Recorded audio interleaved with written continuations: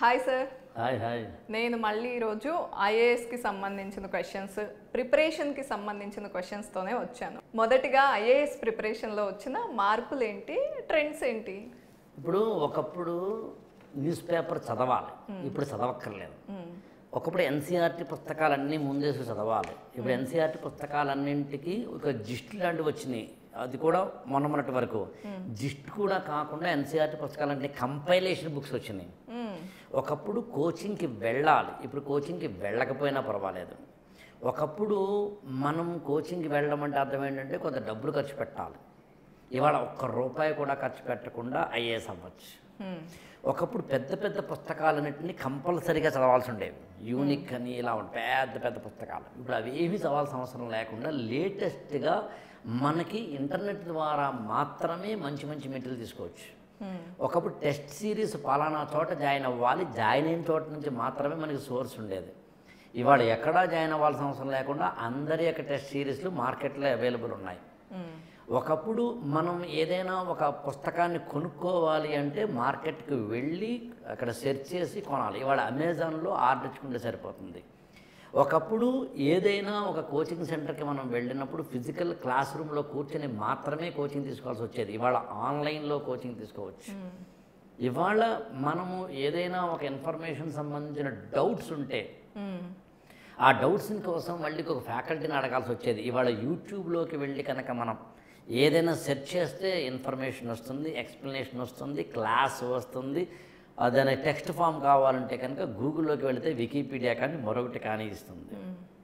ఒకప్పుడు మనం ఏదైనా ఒక ఐఏఎస్ ప్రిపరేషన్లో ఎవరినైనా ఒక మెంటార్ని ఏర్పరచుకోవాలి అంటే వాళ్ళు ఫిజికల్గా మన హైదరాబాద్లోనో మన విజయవాడలోనో ఉండాలి.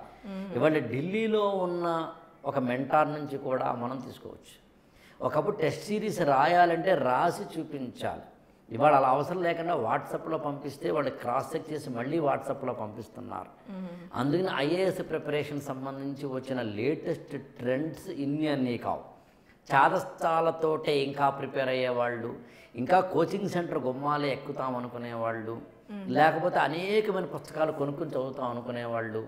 ఇవాళ ఒక సైంటిఫిక్ లేటెస్ట్ ట్రెండ్స్తో మనకు అవైలబుల్గా రిసోర్సెస్ ఏవైతే ఉన్నాయో వాటిని అర్థం చేసుకోకుండా చదివేవాళ్ళు నా దృష్టిలో బార్బార్కి కింద లెక్క.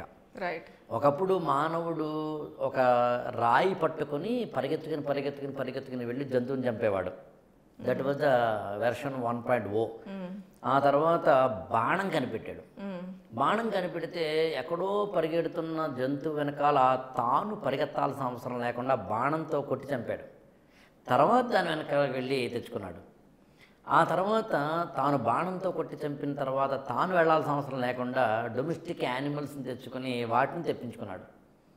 ఒకప్పుడు తానే నడిచి వెళ్ళేవాడు, చక్రం కనుక్కుంటే ఒక ఎద్దుని పెడితే బండి ఎక్కాడు.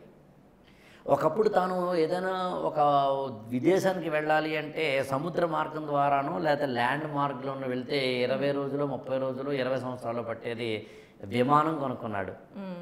సో సమాజంలో ఎలాగైతే మన కంఫర్ట్ల కోసము మన సక్సెసెస్ కోసం ప్రత్యేకమైన ఫెసిలిటీస్ వస్తాయో అలా ఇప్పుడు కూడా ఐఏఎస్ ప్రిపరేషన్లో లేటెస్ట్ ట్రెండ్స్ వచ్చినాయి. రైట్. అదే కాకుండా తెలుగు మీడియం వాళ్ళకి ఒక ఫియర్ ఉంటుంది, ఇంటర్వ్యూ ఎట్లా ఫేస్ చేయాలి. దాంట్లో కూడా చేంజెస్ వచ్చినట్టున్నాయి కదా చాలా.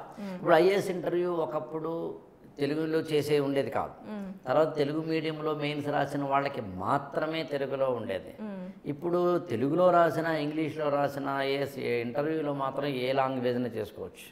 తెలుగు మీడియం వాళ్ళకి ఒకప్పుడు కొంత మెటీరియల్ మాత్రమే ఉండేది, ఇప్పుడు అలా కాదు. ఏ మెటీరియల్ సరే తెలుగులో దొరుకుతుంది. విచిత్రం ఏంటంటే ఆంధ్రప్రదేశ్ గవర్నమెంట్ తెలుగులో ఎన్సీఆర్టీ పుస్తకాలు వేశారు.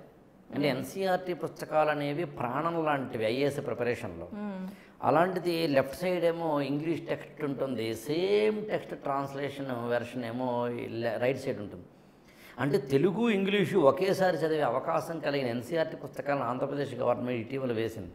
నాకు తెలిసి ద మోస్ట్ బెనిఫిషియల్ ప్రోగ్రామ్ అది.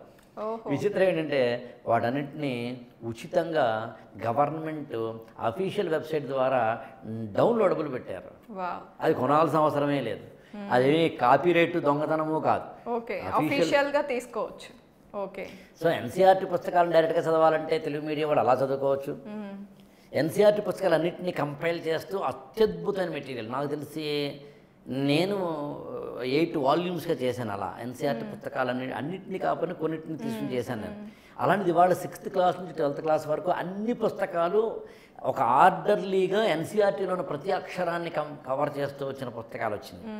సో అందుకని మారింది, ట్రెండ్ చాలా మారింది.